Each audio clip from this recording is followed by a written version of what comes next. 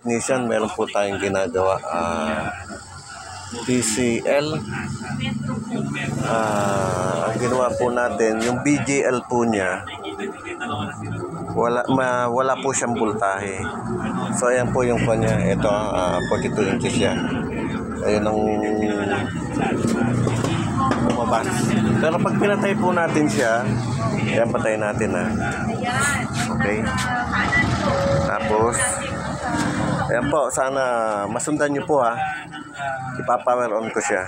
Ayan. Power on. And lumabas Ayan. Kinat ko na po yung BGL niya. Kasi wala siyang voltahe. Ngayon, pagkat ko, nagka-voltahe na siya. Ayan. Ayan, napapansin nyo, ganyan ang problema. Pero pag nung di ko pa po kinat yung BGL niya, ito po yan.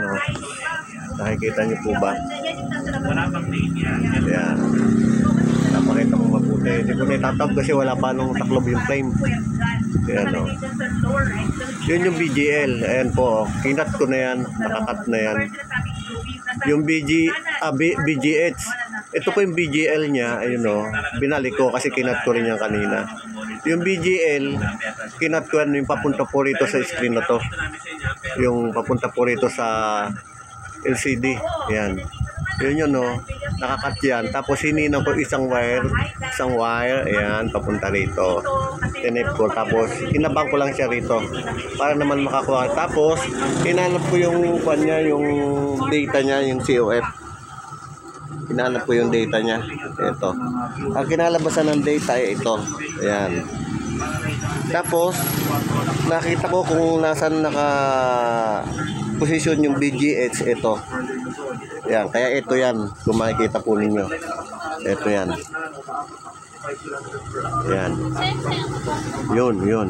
So, testingin natin. Walang humahawak. Testingin natin Ayan po. Para naman po malinawan kayo. Ayan po.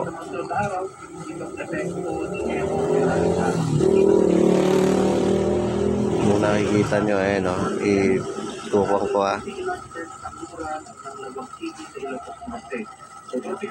Yun. Nakikita niya. Gumanda. Clear na clear. Walang kaguhit-guhit. Ayan. Medyo nakukuhan. Ang hirap po talaga ng walang humawak. Yun. Lumabas na. Diba mga ka-technician? Ayan. Kung aalisin ko, ayan, inalis ko. O, ayun nangyari. Kaya meron pa siyang ganyan kasi may tira pa siyang kuryente. Pero pag inok mo yan, blanco yan. O, ikakabit ko uli Yan. Yan. O, tamo, linaw. O. Ayan po mga ka-technician. Nagbaliktad. Okay, sige. Maraming salamat po. Sana may natutunan kayo sa vlog ko na to. TCL 42 inches.